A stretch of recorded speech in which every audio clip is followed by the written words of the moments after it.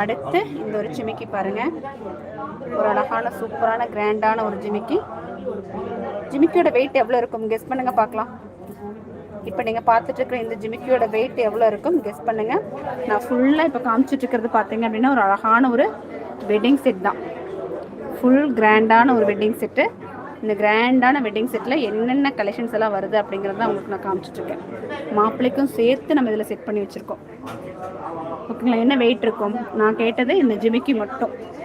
இந்த ஜிமிக்கி மட்டும் தனியாக உங்களுக்கு என்ன வெயிட் வரும் அப்படிங்கிறத சொல்லுங்கன்னு சொல்லியிருக்கேன். யாருமே டைப் பண்ணலையா இன்னும்? ஜஸ்ட்டு கெஸ் தான், யார் வேணாலும் கெஸ் பண்ணலாம், டைப் பண்ணுங்கள். ஓ இவ்வளோ வந்துருச்சு. Okay, 8 gram 10 gram 7 gram 4 gram Sangeetha sister 4 கிராம்னு சொல்லியிருக்காங்க. எம்மா பெருசு இருக்குது, இது 4 கிராமுக்கு கிடைக்குமா? சுபா சிஸ்டர் எப்படி இருக்கீங்க?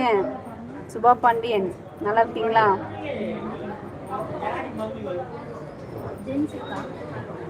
எட்டு கிராம் சொல்லியிருக்காங்க. Kalaiselvi 8 gram, Pratibha sister 6 gram சொல்லியிருக்கீங்க.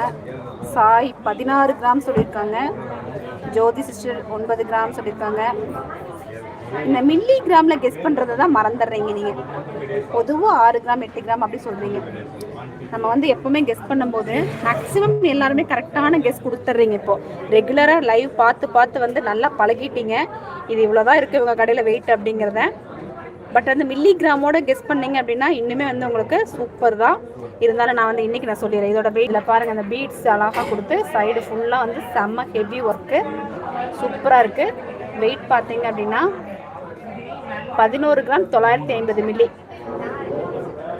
11 கிராம் 950 மில்லி, அதாவது 12 கிராம் வரக்கூடிய ஒரு இயர்ரிங் கலெக்ஷன் தான். யார் கரெக்டாக சொன்னீங்க? யாருமே 12 கிராம் சொல்லல, எல்லாம் 10 கிராமுக்குள்ளே தான்.